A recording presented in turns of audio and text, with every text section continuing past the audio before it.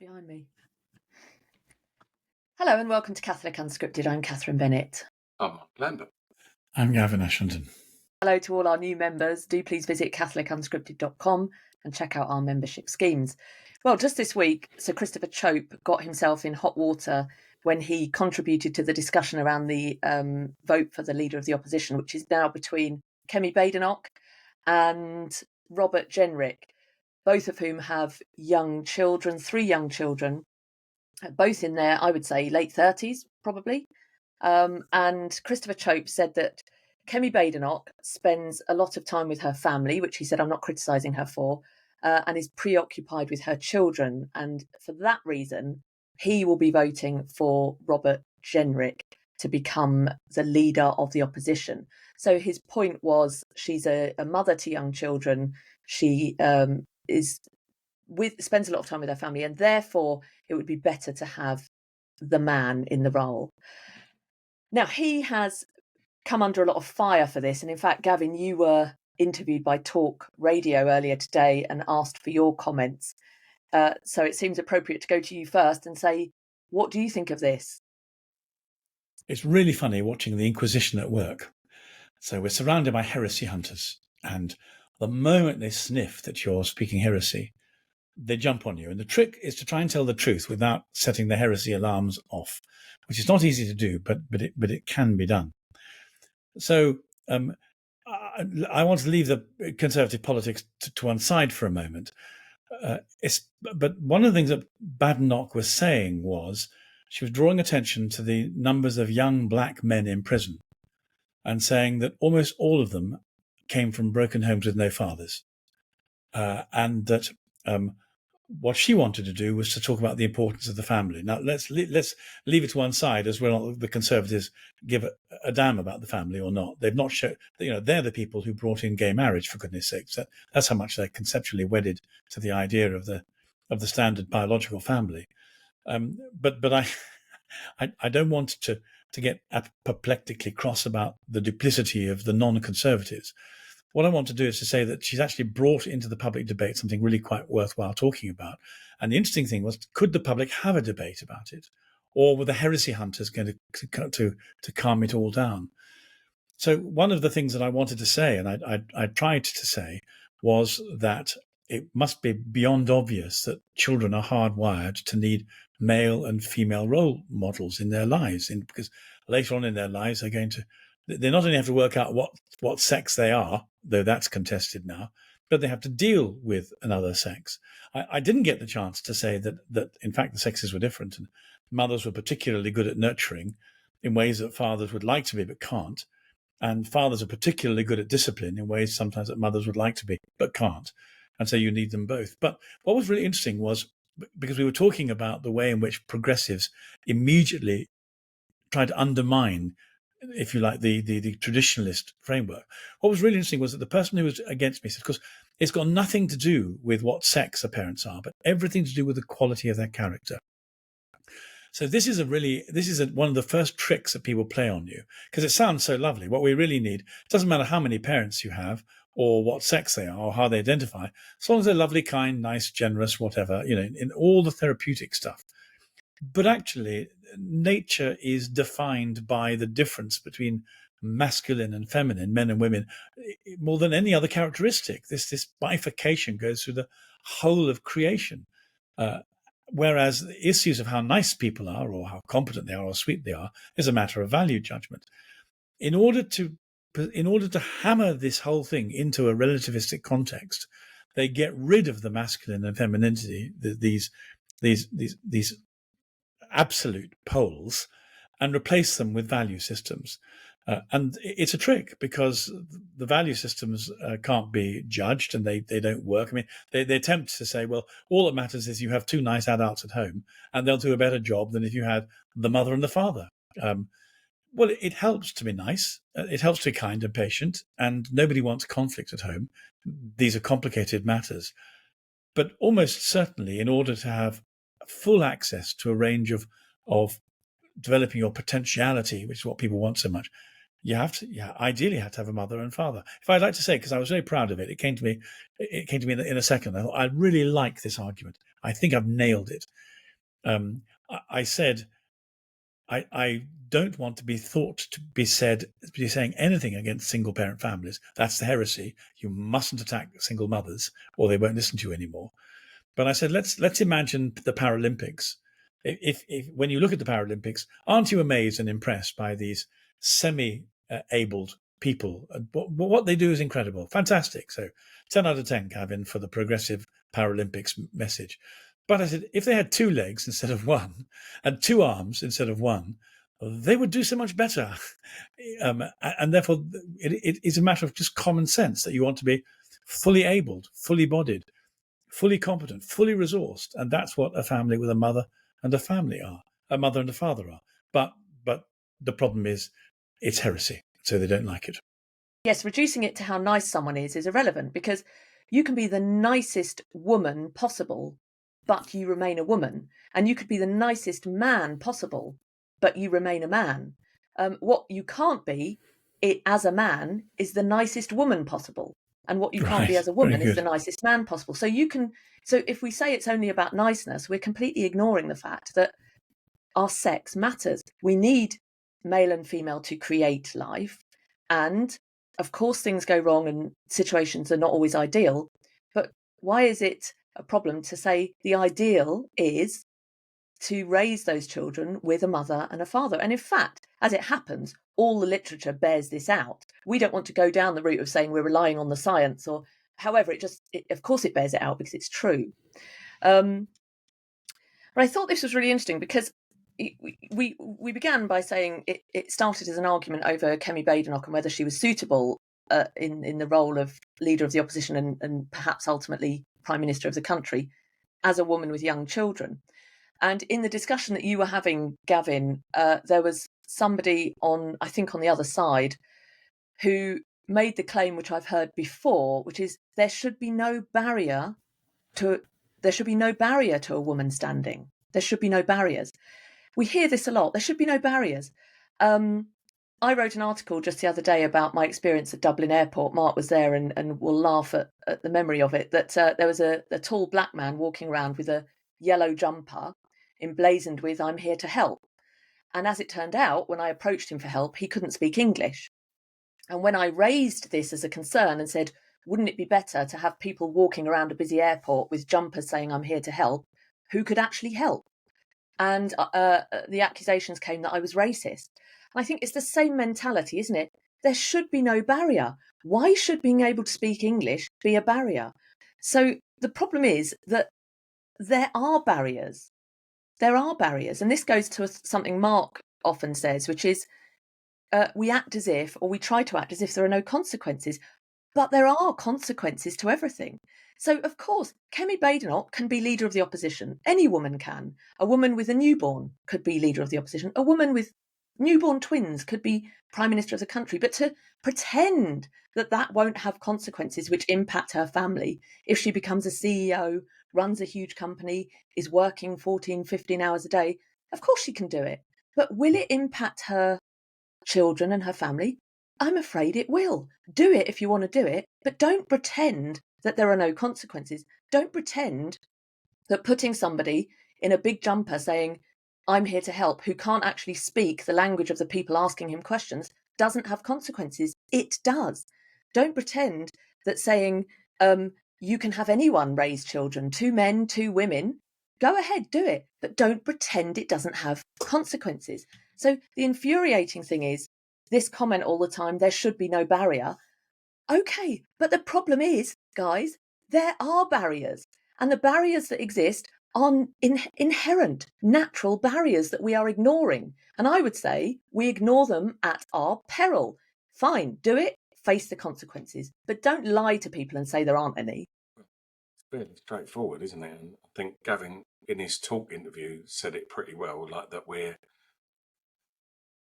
makes me so sad. This sort of thing makes me so sad. The idea that that in the name of, I don't know, equality, what are we calling it even? I don't even know what we're calling it these days. We would deny a child a father.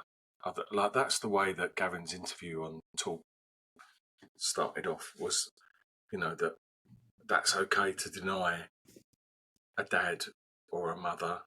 I can't imagine how bad that is, and to justify it by saying that, well, there are bad dads or there are bad mums, and that's reality that but the fact that you've got a mum and a dad, it's just a basic reality for everyone who's born, and kids are going to figure that out, aren't they, at some point. As far as Kemi, like being the leader of the Conservative Party, I think there will be consequences, but surely there'll be good consequences, won't they? Because her decisions will be informed by the reality of family life, the existential reality of raising a family, and the consequences that the choices that she makes will have on her family, and that changes you. Someone said to me just this weekend that about a completely unassociated matter, that having children changes the way that you see the world. It changes the way that you make decisions. So, and I firmly believe that the family is the building blocks of society. This is what society is all about. So it can only be a good influence. I don't see how it could be anything negative.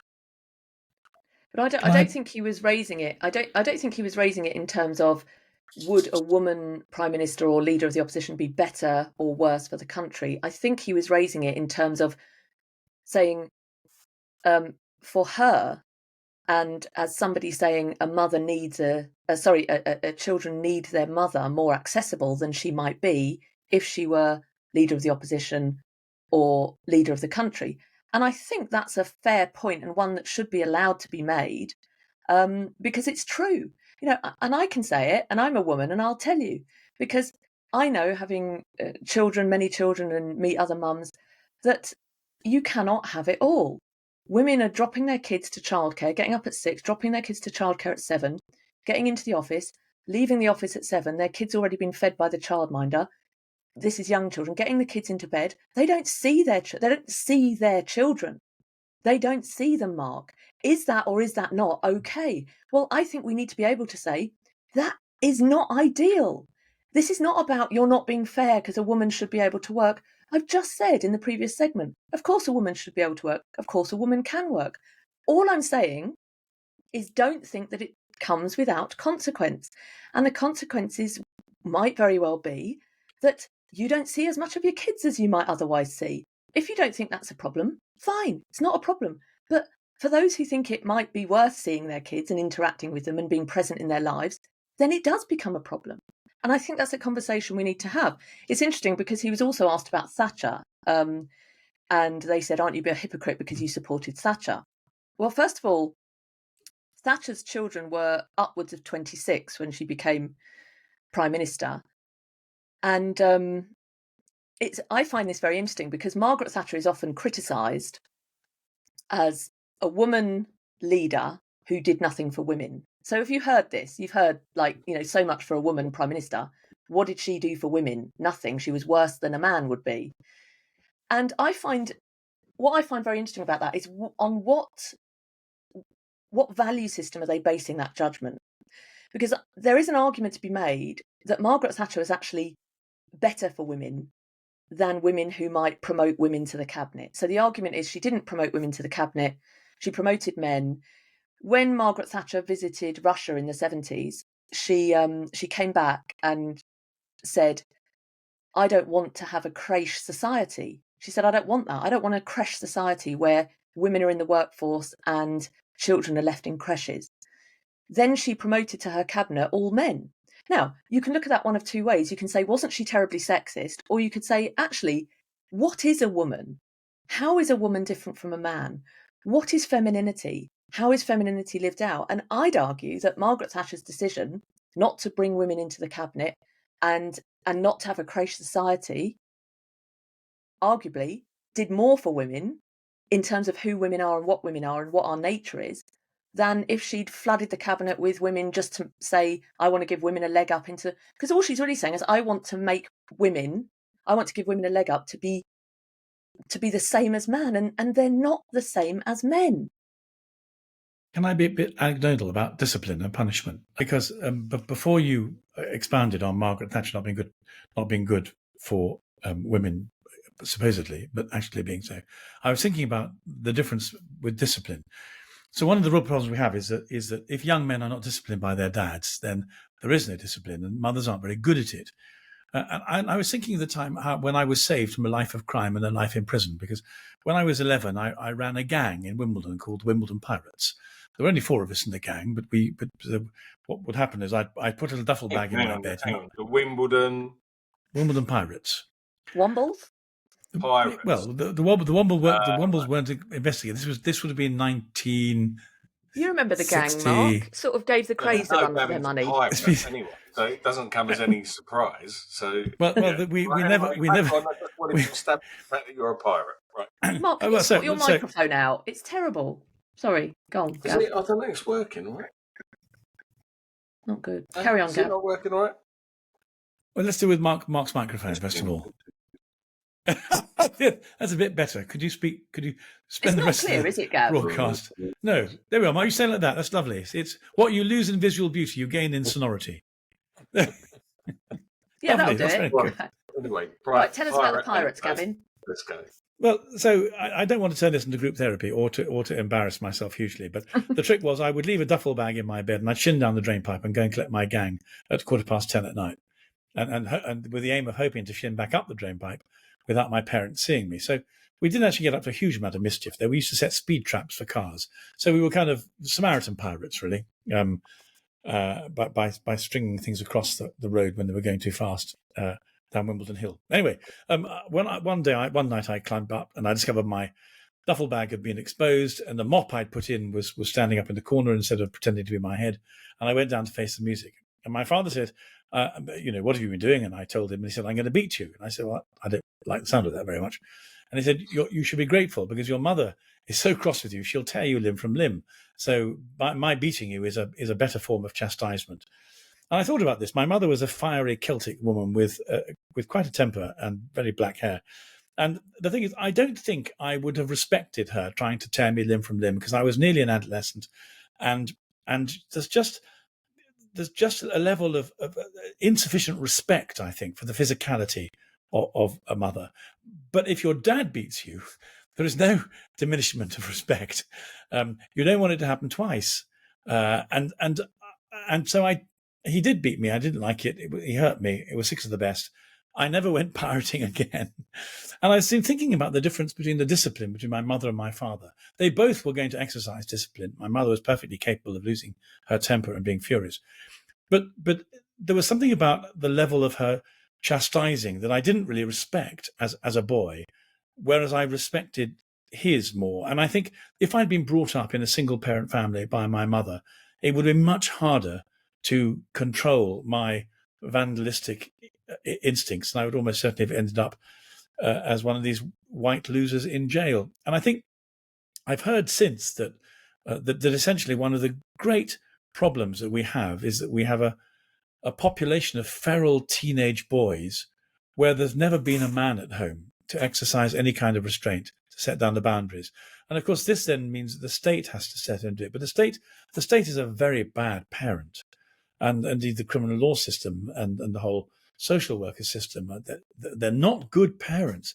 Better to have a blood relative at home, your real father, who will take responsibility for you and try and avoid you getting to harm. Because essentially what a father does is to teach his son to exercise his masculinity and his full capacity, but without killing or robbing other people. In other words, there's a very delicate balance which only a father, I think, can really do for a son. If you have a society where it makes economic and social sense not to have any fathers at home, and already the justice system is terribly weighted against absent fathers, then you're almost certainly going to have the social discontent that we have. And this gets back to what Catherine was saying, is men and women are different. They bring different things. If my mother had left home and my father tried to bring me up, I'm sure he'd have tried to nurture, but he wasn't particularly good at expressing his feelings. He was nice man. I loved him very much. But there was none of the kind of female tenderness that only mothers can bring to their children, because Men don't give birth to children. There's a different relationship between the child and the father. So you have to, this is by way then of trying to emphasize Catherine's point. Men and women bring something entirely different, similar but different to the parenting game. And in order to get the best out of people, children and families and society, you want to have both if you can.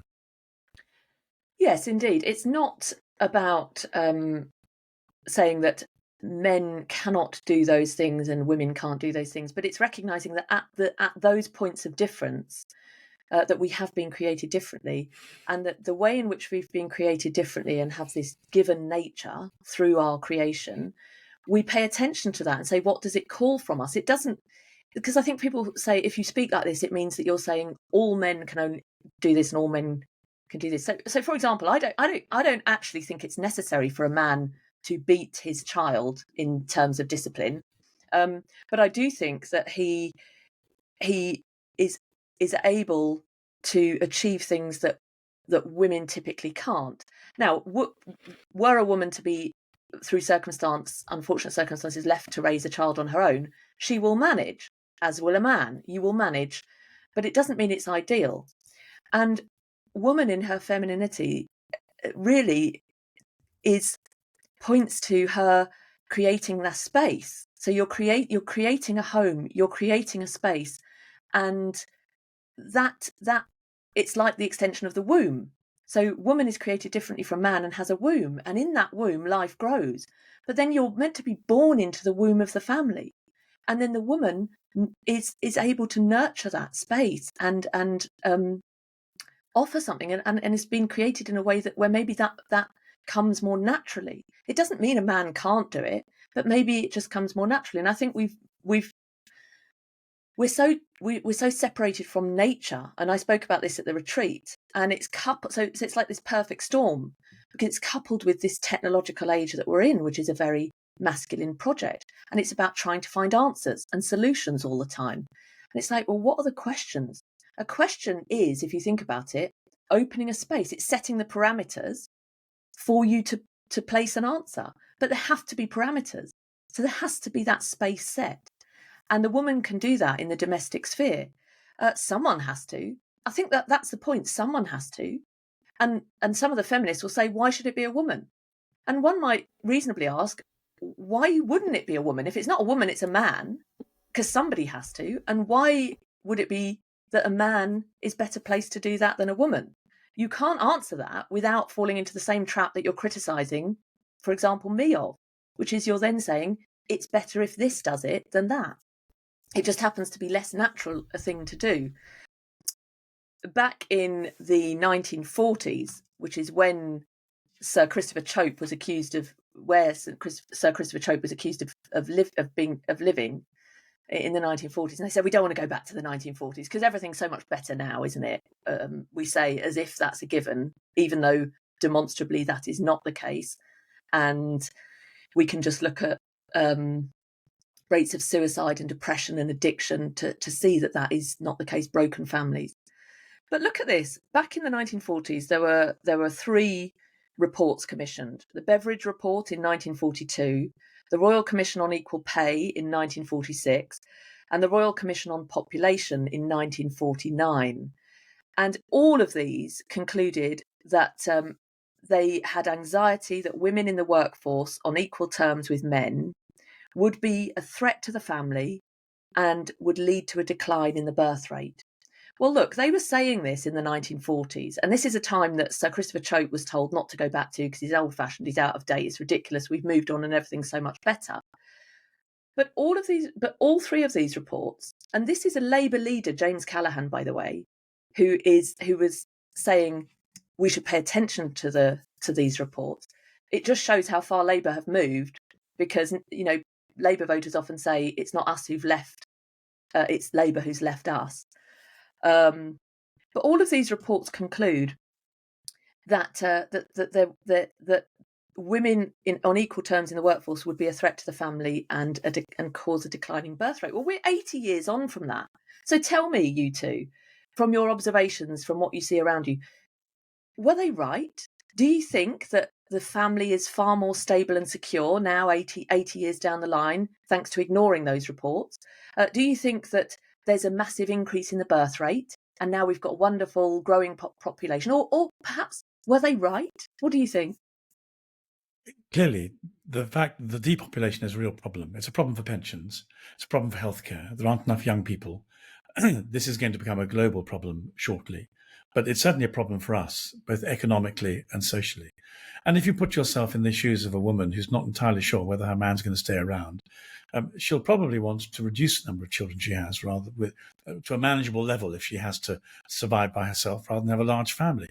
You can only have a large family if the mother and the father can count on each other hanging around and being there together, because otherwise it's not going to happen.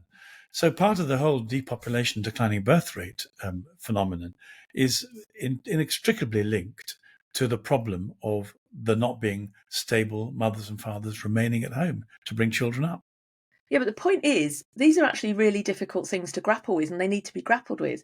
And if a man like Sir Christopher Chope can't make a comment like that actually there's a place for raising concern that the leader of the whole country might find it difficult to balance family and this kind of job.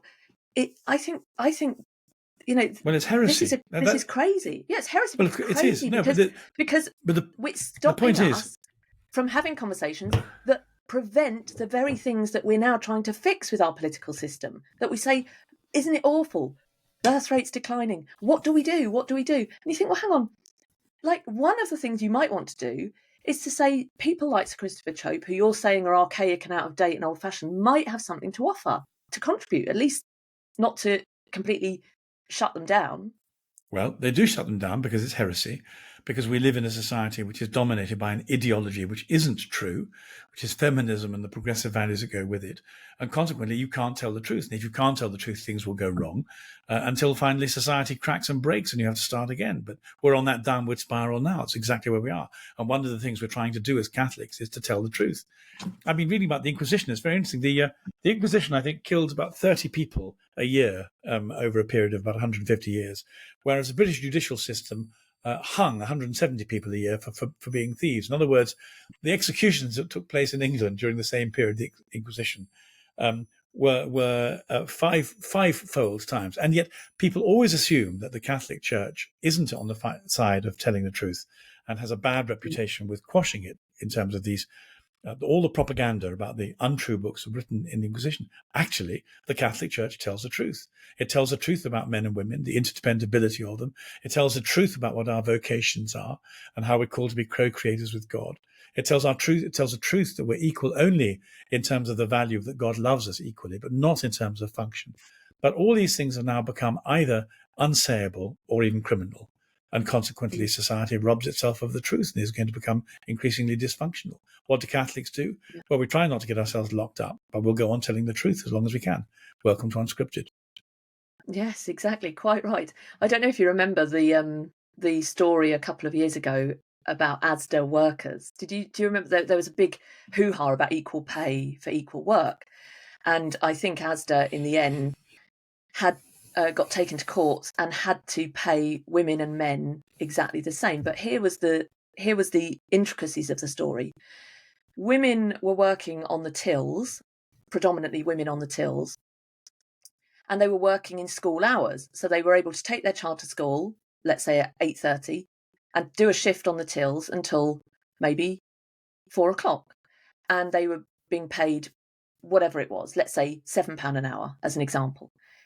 They complained and took Asda, I think it was Asda, to the court, human rights, and said, our male counterparts, who are largely in the warehouses, are on £11 an hour. I don't know the exact figures. Let's say it was that different, 7 and 11. And they said, this isn't fair because we want equal pay for equal work. And they won their case.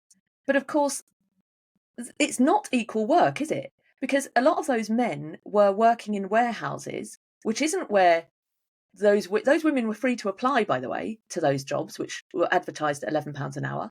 But they largely didn't. They were free to, but they didn't. What jobs did they apply for? They applied for the jobs that were in better hours, daylight hours, and working in a way that suited them best. Meanwhile, the poor blokes in the warehouse were working through the night and doing heavy lifting and heavy work, and were away from their families at these awkward hours and getting a little bit more money for it. So I think when you dig into it, often when you hear these claims, we want equal pay for equal work, it's almost impossible to have two jobs, even if they're the same job description, that are exactly the same work. So what you always end up doing when you raise this is you say we want equal pay, but inevitably you're demanding greater pay for what is often not the same job as somebody who is working more difficult hours, longer hours, taking fewer breaks, and doing more heavy lifting. And I think there's every reason to think that some of these men will throw their hands up and say, well, I'm fed up of it. And our young boys in school who are dropping out and who have lower attainment than girls will say, what's the point? Some people may forget Peterson's great put down to Kathy, whatever her name was, because it's been illegal. Yeah. It's been, in fact, it's illegal to pay men and women different rates for the same job for some time now. So, as you quite rightly described, there's usually some extra factor if it turns out that the presentation of income is different. And one of the things Peterson tried to make clear was that in the overall earnings that men and women have, men appear to be to have much higher earnings than women do. But the reason for that is because men choose to go for the higher paid, higher responsibility jobs, which require you to work 14 hours a day and don't allow you much flexibility, much time off. They don't allow you to have relationships with your family. Essentially, they're completely all-consuming. And one of the things that Peterson said is women are far too bright to give themselves to a system that consumes the whole of your life and leaves you no time for yourself. They're not prepared to do that. Absolutely. A whole generation of women stamped their feet and said, I will not be dictated to, and became stenographers. But in this particular case, Peterson says, they're much too sensible for that. They're not willing to waste their lives. What man on his tombstone says, I spent too long at the office? Or I didn't spend long enough at the office. Sorry, the way around. Anyway, but that's one of the main differences in terms of take-home pay. Women choose to be paid less in order not to have industrial capitalist responsibility, so that they can choose their standard and their quality of life and have more freedom to do what they like with it. I mean, usually to look after children or to have family. But they have different priorities and get paid differently. And yet all the time, the inequality morons continue to say, but they don't end up by taking the same amount of money, so it must be unjust. It's not unjust. Women are just cleverer than men. Well, it just goes back to consequences, which is what we began with. It's the same again, isn't it? If you choose to do fewer hours and not do such a demanding job and have more career breaks and be around for your children, you're going to get paid less. That's just 2 + 2 = 4, isn't it? Why stamp your feet and say I want the same pay? No, like you said, there are consequences to all of our actions, and we have to be aware of what those consequences are. But I wouldn't. And I suppose that's probably all right. So I suppose that's a bit born of the fact that I was born into a working class family, and I'm married above my station. Like my wife is more middle class, so she had a career. She's got a career. She's a nurse, and I've always been in awe of that a little bit. So I've always kind of thought that was a wonderful calling, a wonderful vocation, and that I've always kind of supported her in that. But at the same time, the time that I've understood through our marriage and through our bringing up a family that the time that she spends at home is incredibly valuable with the children, much more valuable than her being at work. In terms, that might have a financial benefit, but that's not as valuable as the time. And so we've kind of come to that agreement between us that, I think we both agreed that was the reality of bringing up children, was that it was her time was more. Perhaps at the beginning when we had small children, when we were first married, we didn't have the financial flexibility for her. So we, then you have to worry about childminding, like so many people do. But as things move on and you become a little bit more financially independent, then it became Where was I? Yeah, so I think that as we became more financially independent, we got to a position where we felt that it was more valuable for Louise to spend time at home rather than to spend time at work. But you're limited. That it's a privilege, isn't it? It's a privilege. Unfortunately, in our society, I don't know if that's. I don't think it's right, particularly, and unfortunately, you see successive governments moving in that direction where what they're trying to do is facilitate more and more women going to work because they see that as like a kind of egalitarian or equality, like a form of equality where in reality, if a woman is a mum, she probably just wants to spend time with her children, and that's we should be facilitating that. And like economically, it kind of seems obvious to me that rather than you going to work and giving all your wages to someone else to look after your children, it would make sense that, how about we facilitate our mums looking after their own children? Surely that would be a better situation. But I feel like this is a conversation that really needs to be had honestly and openly, because we're talking about things that you can't talk about. And you're even reticent, Mark, to be honest, when I ask you a question, because you seem worried and you just say, well, if a woman wants to, she wants to. But I wanted to drill into whether you really think that, because as it happens, your wife is a nurse. And in fact, dare I say, that's a very feminine career choice. And I think that's wonderful. And she's being a nurse as a woman and bringing those bridal and maternal instincts to that role. But say your wife was a CEO of a company and was away and working long hours, and you had children and wasn't home much, didn't interact with the children much. Maybe you even had help, like paid help to look after the children. Do you really think, well, if a woman wants to do that, why not? Maybe only wanted one kid because she doesn't want to be too busy with lots of kids. Or do you not think shouldn't we be able to say, actually, women and men who have accepted the vocation of marriage and being open to life, it's incompatible. It's incompatible to say you can work just as easily and as long as a man outside the home, if you want to, and that's no big deal, no problem. It won't affect the family, won't affect family size, won't affect society, won't affect stability. I think it's obvious that there are consequences, but what I'm saying is, in the culture that we exist in, there are financial constraints to what we're able to do. That's just the reality of it. So if it's all very well us extolling an ideal, but if it's and I think that as Catholics we should be working to change society to make to make a change, to make it change. And that's what I'm trying to say. But we have to live within the framework that we live within. We have to live within the framework that we're in, but we also have to see the problems and call for something better. But we've created a situation where we're frightened to call for that better thing, that thing that we know is better, because we've been told we've moved on. That's old-fashioned thinking. That's wrong. So what I'm saying is, if we as Catholic unscripted podcasters are even too frightened to say that, then you're right. Society is structured in a way that that does not facilitate a woman staying in the home with her family.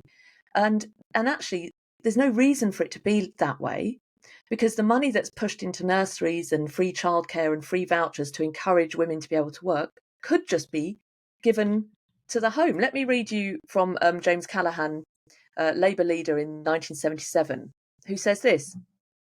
Mr. Callaghan perceived the absence of women from the home as a danger to the conventional social fabric, referring to the growth of vandalism, hooliganism, and the consequent need to preserve the beneficial influence of the family as a whole. Labour's prescription was to adapt women's employment to enable them to perform their work in the home more efficiently. We have got to pay much more attention than we have done in the past as to how industry organises women's roles at work so that her influence as the centre of the family, and the woman usually is at the centre of the family, is not weakened. And you think, where are these politicians that are brave enough and courageous enough to say, it's not about a woman being stupid and incompetent and unable and we've got to just keep her in the home. It's about saying, where are these politicians saying we will back with policies the ability for women to have families, to work, and for the families to be stable, and for the woman at the heart of the family to be able to look after those young people and raise them alongside her husband, because surely ultimately that would save the economy all the money that's going into, as Gavin said, having the state father fatherless children, having the state step in when crime is on the rise. But then when a politician does speak up, like Sir Christopher Chope, we've just had 2 days of relentless attacks against him for saying what is really traditional family values. And a Conservative Party, of all parties, surely should be the party that guards the home and makes that easier. One of the things that's happened to me since becoming a Catholic is a change of experience. So the experience of most people is broken families or struggling nuclear families. Since becoming a Catholic, I've come across Catholic families where you have 5, 6, 7 children with a mother staying at home. And I've been astonished. So leaving aside the question for the moment, which obviously one can't leave aside, as Mark was saying, there are consequences. These things are not necessarily financially easily able to arrange. Nonetheless, it seems that mothers who stay at home have the capacity for making things and doing things that other people spend money on buying them. I've just been incredibly impressed at the atmosphere that's generated by Catholic families, where the mother is a mother and they have a handful, quite a few children. And I don't think many people see this. If they did see it, I think they might be moved and touched and inspired and say, we need to get out of this sociological bubble we're stuck in, where we only ever see broken nuclear families. So, I didn't see any of this until I became a Catholic. Right, and that's a really beautiful thing to say. And I totally agree. I want us to celebrate that. I want us to be able to celebrate that. And I think it's so insulting to not be able to have this conversation without saying you can't tell women, or you can't suggest women, or you can't acknowledge women as important without saying that she can have the best job, work the longest hours, run the best companies. Because I want to say exactly that, Gavin, which I think is really beautiful. Women who are at home, who are raising families, lots of children, and by the way, working really, really hard, are doing a great service to their families, doing a great service to society, are to be valued and nurtured and enabled to do that, I think. Now, that is not an insult to women. But we think of it as an insult to women because we have decided that the only things of value are those things that are visible, in your face, able to comment on. As soon as you put a medal on someone, it becomes masculine. That's what I talk about. The feminine is the hidden, the mysterious, the unknown. Throughout history, you see this. Throughout history, you see it's often the woman who whispers in the ear of a great emperor or a great saint, who then we acknowledge and hold up the emperor and the saint and the leader, but behind him is the woman who whispers. Now, but to say, well, actually, we're going to ignore that silence, that hiddenness, that mysterious, that domestic, that quiet, and say you only have value when you are stepping into the workplace on equal footing with man, is just, it's like a massive slap in the face of femininity, I think. So why not say, well, beautiful, well done. And young women, how beautiful, how precious, how wonderful if you are able to grow up and have children and raise children, and also how valuable, not how terrible and oh, no one needs them, but and purely on a practical level, society is crumbling. We're not having babies. We look at places like Italy that aren't able to meet the replacement rate. You're going to have a society full of old age pensioners and nobody to look after them and nobody to pay for them. And we're literally living in times where societies and cultures and nations are dying out. Whole groups of people are dying out. Not because they're not working in offices, but because they're not having babies and raising them.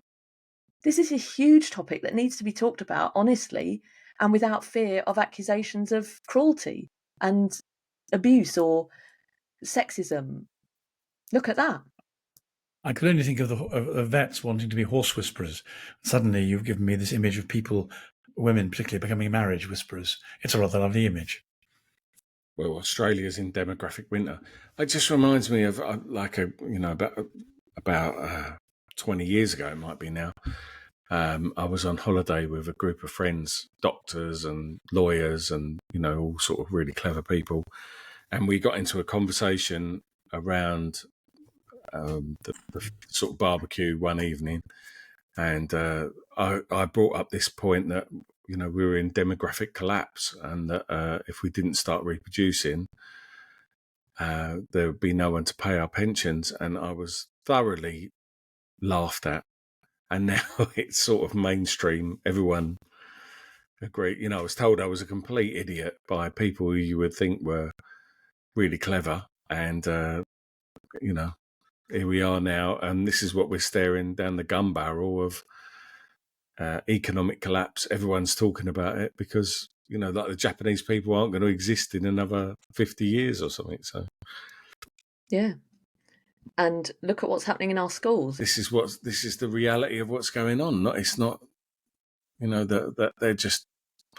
Well, I don't even know how to explain it. I don't know why they're so convinced by this complete lie.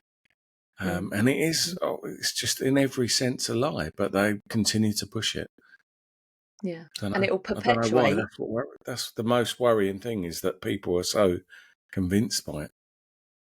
And yeah, of course, and it will perpetuate the very problems that we're trying to manage in society, and they will get worse and they will increase. And instead of saying we need to look at things differently, this hasn't worked, they'll just double down, as they've done with things like sex education. Let's introduce sex education. If we don't have lots of sex education, girls will get pregnant and they'll have loads of diseases. So we must do this. And what's happened since they've introduced sex education into schools? Abortions have skyrocketed. Pregnancies, more abortions. Sexual infections have grown so much that they're having to open more clinics. It's like loads of people in prison. We need more prisons. Like, let's just expand the criteria to deal with the problems that haven't been solved by the terrible choices that we've made as we double down on them. It's utter madness.